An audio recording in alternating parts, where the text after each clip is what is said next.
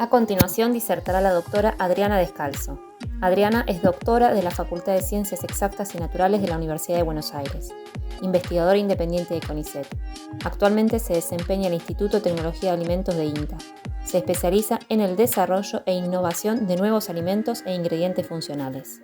Hola a todos, mi nombre es Adriana Descalzo y yo les voy a introducir el concepto de seguridad alimentaria en la multiplicidad de factores que están implicados en este concepto y cómo lo enfocamos desde el programa de valor agregado Agroindustria y Bioenergía del INTA.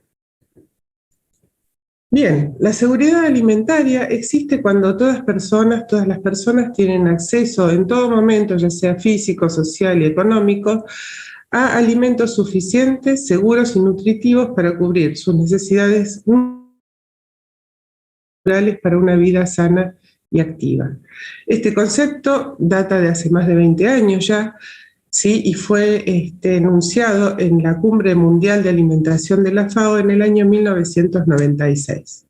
Sin embargo, este concepto ha ido evolucionando, comenzando en los años 70 por una preocupación sobre el abastecimiento de alimentos, o sea, el stock, la disponibilidad en los distintos países.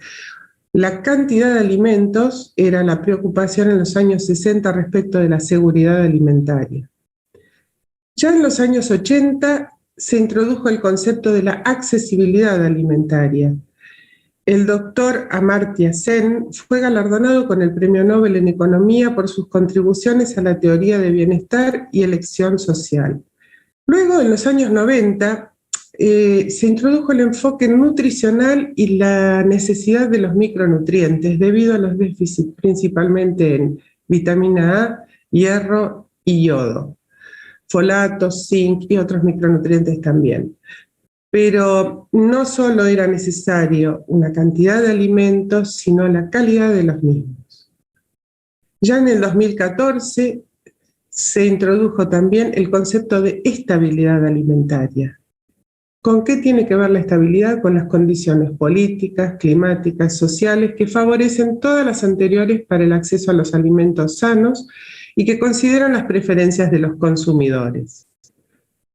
Y para el 2030 se plantearon los Objetivos de Desarrollo Sostenible de las Naciones Unidas, en donde varios de estos objetivos involucran el concepto de seguridad alimentaria, entre ellos el de hambre cero, el de salud y bienestar y consumo responsable principalmente. Entonces, estos objetivos ya introducen otro concepto que es el de la sostenibilidad de los sistemas alimentarios, evitar pérdidas y desperdicios, favorecer el consumo responsable y otros factores que tienen que ver con la sostenibilidad y la circularidad de los alimentos. Entonces, ¿seguridad alimentaria es lo mismo que alimentos seguros e inocuos? No, la seguridad alimentaria es eso y más. Y además está relacionado con la soberanía alimentaria, que es el derecho de los pueblos a definir sus propias políticas y estrategias de producción, distribución y consumo de alimentos con base en la pequeña y mediana producción. Entonces, como vemos en este esquema, la seguridad alimentaria involucra o incluye los conceptos de inocuidad, del acceso, de sostenibilidad y de nutrición. Y se basa en 4 pilares, entonces, el abastecimiento, stock, producción, cantidad suficiente de alimentos, el acceso socioeconómico a los alimentos y la posibilidad de comprarlos, la utilización de los mismos, suficientes nutrientes y calorías en forma equilibrada y preparados según cultura y tradición, y la estabilidad para garantizar la seguridad alimentaria en el contexto social, político y climático. Para ello, hay que trabajar mucho porque no se está logrando.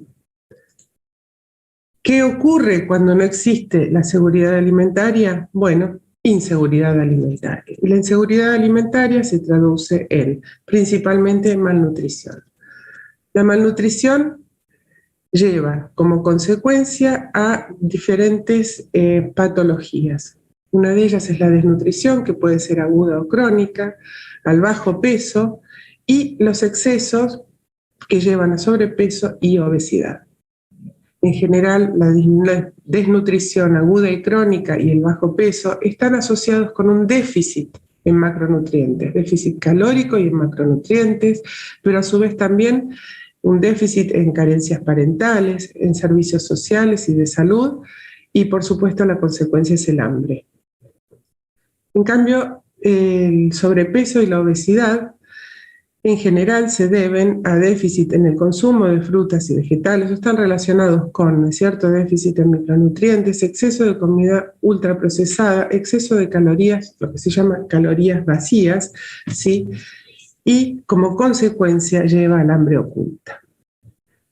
En la mayoría de las poblaciones, digamos, de los países del sur y en desarrollo, lo que ocurre, y subdesarrollados por supuesto, lo que ocurre es una triple paradoja. Hay una coexistencia de obesidad, hambre oculta y desnutrición. Y esto lo podemos ver en algunas imágenes, ¿no es cierto? La preparación de alimentos en hogares carenciados, donde se utilizan, ¿sí?, en general, alimentos que son donados o que corresponden a campañas de distribución y son altos en azúcares, harinas, baja proteína, escasos micronutrientes, son fáciles de preparar y de consumir. Entonces tienen todas estas características que, si bien por un lado dan un aporte calórico, por el otro lado están quitando micronutrientes y como consecuencia se produce lo que se llama hambre oculta. En el mundo, en 2018, la subalimentación alcanzaba más de un 10%, casi un 15% de la población, 822 millones de personas subalimentadas respecto de la población mundial. De estas personas subalimentadas, la mayoría se encuentran en Asia y África y después, en tercer lugar, en América Latina y Caribe. Bien, esta es una de las partes de la paradoja, ¿sí? Y en los últimos años, digamos, entre el 14 y el 18, los niveles de inseguridad alimentaria fueron aumentando a escala mundial.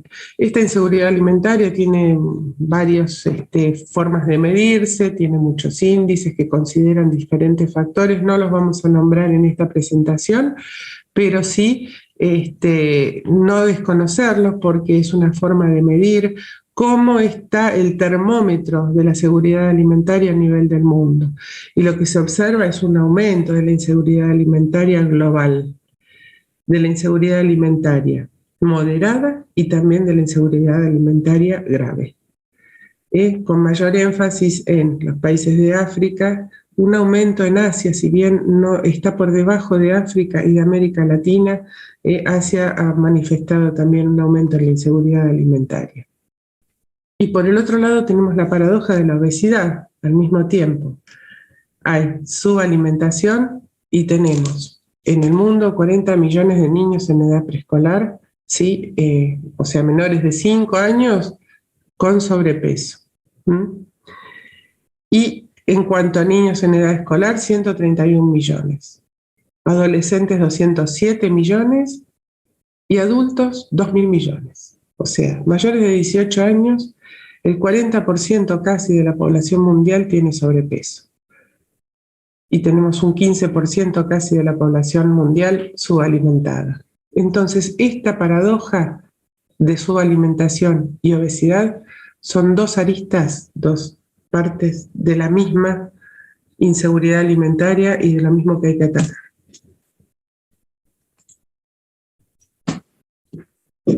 La inseguridad alimentaria genera obesidad y la obesidad también es inequidad, ¿sí? Si nos fijamos en distintos países del mundo, en distintas regiones, por ejemplo, en África, ¿sí?, y en América es más notable, también en los países de África mediterránea, la obesidad en mujeres es mayor que la obesidad en los varones. O sea, la obesidad femenina es bastante más alta que la obesidad masculina, salvo en algunos países. Argentina, por ejemplo, lo tenemos acá y está mucho más equilibrado que otros países de Latinoamérica, ¿sí? y de África. Pero en general y en el mundo lo que se observa es esto, que la obesidad en las mujeres es mayor que el índice de obesidad en los varones. La obesidad es inequidad y hay diferencias entre la obesidad femenina y masculina, y esto se da desde temprana edad. Ya en las niñas y los niños se observa que hay diferencias significativas a partir de índices de masa corporal de 27 hacia arriba, que son los indicadores de sobrepeso y obesidad. Hay más niñas obesas que niños. Entonces, para índices de masa corporal menores, nos fijamos y las proporciones de niñas y niños son parecidas, pero para índices de masa corporal que indican obesidad, las mayores contribuciones son en las niñas. Entonces, esto quiere decir que hay un factor genético, hormonal, fisiológico, a su vez sociocultural, económico y multifactorial, que hace que en las mujeres la obesidad sea mayor que en los varones. Paradójicamente, los países con mayor porcentaje de obesidad femenina respecto de obesidad masculina también a su vez muestran subnutrición, altos niveles de tasas de subnutrición. Por ejemplo, si observamos Zimbabue, donde hay 7 veces más de obesidad femenina que masculina, el índice de subnutrición es de 33,4. Estos datos son de 2016 y 2017. Extraídos de fuentes de las Naciones Unidas y del Banco Mundial. En Zambia, por ejemplo, 6 veces más mayor la obesidad femenina que masculina y un 47,8% de subnutrición. Entonces, en estos países realmente se observa que la inequidad y la subnutrición están de la mano y siguen produciendo esta doble paradoja. Los factores que correlacionaron con la obesidad masculina y femenina, en principio, con la masculina fueron el consumo de grasas animales, de bebidas chocolatadas, uso de energía, está relacionada con el ingreso per cápita, o sea, mayores ingresos y mayor posibilidad de acceso a comer. El uso de Internet, o sea, la tecnología, consumo de bayas, frutos secos, frutas y cereales procesados, lácteos y cantidad total de comida. En cambio, la obesidad femenina está relacionada al consumo de snacks, a la tasa de natalidad, al consumo de tubérculos, de farináceos ultraprocesados y de harinas. Entonces, podríamos decir que hay ambos tipos de obesidad estaban relacionados igualmente al consumo de carne aviar, de azúcar refinada y de bebidas azucaradas.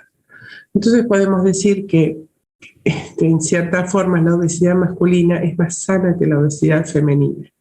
Sí, que la obesidad femenina realmente tiene una nota de inequidad respecto de la masculina, que no tiene solamente que ver con la parte fisiológica, sino con el acceso a los alimentos sanos y seguros. Hay que adoptar medidas para promover una mejor nutrición e invertir las tendencias de obesidad y combatir a su vez la desnutrición.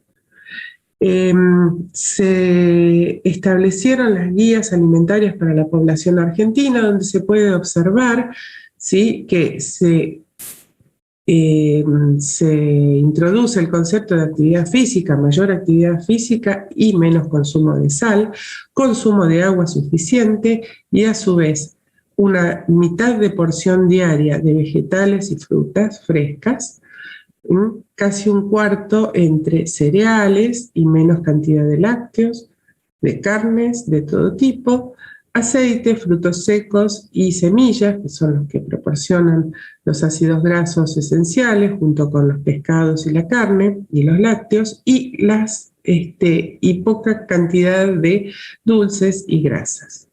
Entonces, todo esto se puede lograr a través de la tecnología, pero no se logra sin educación. La educación es fundamental para introducir estos conceptos en la escuela, en la familia y en la sociedad.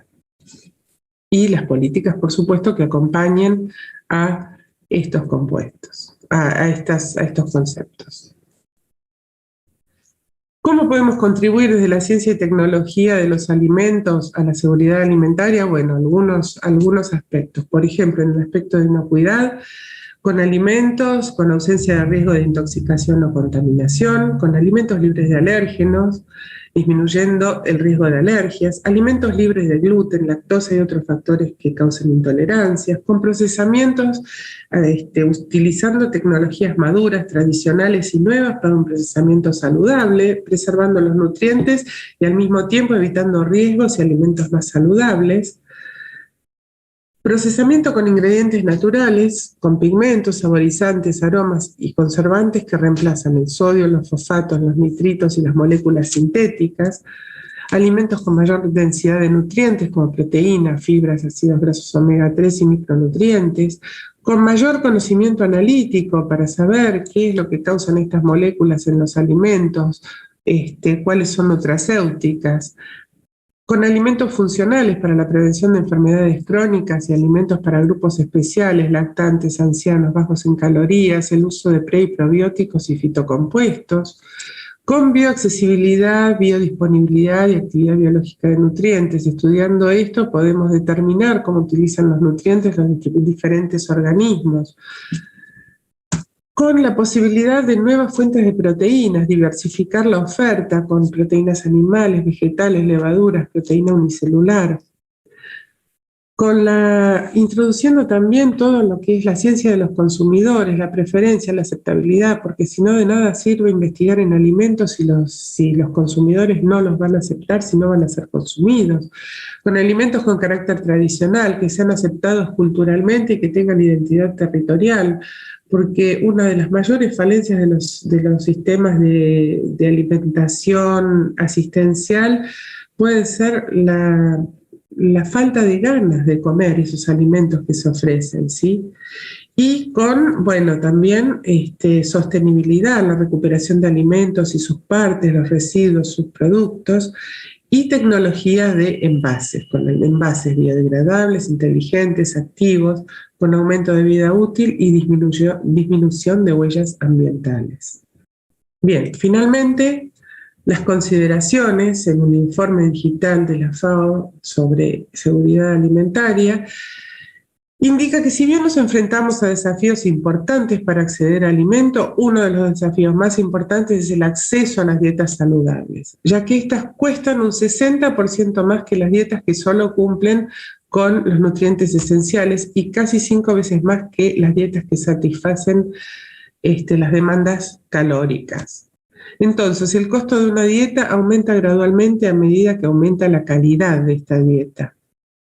Este alto costo y la imposibilidad de acceder a dietas saludables se asocian con mayor inseguridad alimentaria en las distintas formas de desnutrición que hemos visto, desde el retraso en el crecimiento infantil hasta la obesidad en adultos. La inasequibilidad de las dietas saludables se debe a los altos costos en relación con los ingresos de las personas, y este es un problema que se ve agravado por el COVID-19 en forma global. Las dietas saludables que reflejan pautas globales e incluyen alimentos de varios grupos y tienen mayor diversidad dentro de los grupos de alimentos son inaccesibles para más de 3.000 millones de personas. La mayoría de las personas que no pueden permitirse una dieta saludable viven en y muchos en América Latina y Caribe. Son menos las personas que viven en América del Norte y Europa que tienen estos problemas. El costo de una dieta saludable es mucho más alto que la línea de pobreza internacional y a su vez excede el gasto promedio en alimentos de la mayoría de los hogares. Entonces, los desafíos son mayores para los países con situaciones de crisis prolongadas. Si bien el costo de una dieta saludable es comparable al promedio mundial, el 86% de la población de estos países no puede permitírselo. Entonces, se requiere una transformación de los sistemas alimentarios para abordar el problema de millones de personas que no pueden pagar estas dietas saludables debido a los altos precios de los alimentos y a las limitaciones de los ingresos. Al mismo tiempo, esta transformación debería crear entornos alimentarios favorables, alentar a las personas a aprender sobre nutrición y estimular un cambio de comportamiento que pueda conducir a elecciones de alimentos saludables. Desde el programa de Valor Agregado Agroindustria y Bioenergía estamos tomando muchos de estos temas que tienen que ver con transformación sostenible, recuperación de alimentos o sus partes, evitar pérdidas y desperdicios, y alimentos más sanos y con ingredientes naturales. La transformación en origen, en los lugares donde se producen los alimentos, podría ser una forma de disminuir costos en la producción de los alimentos.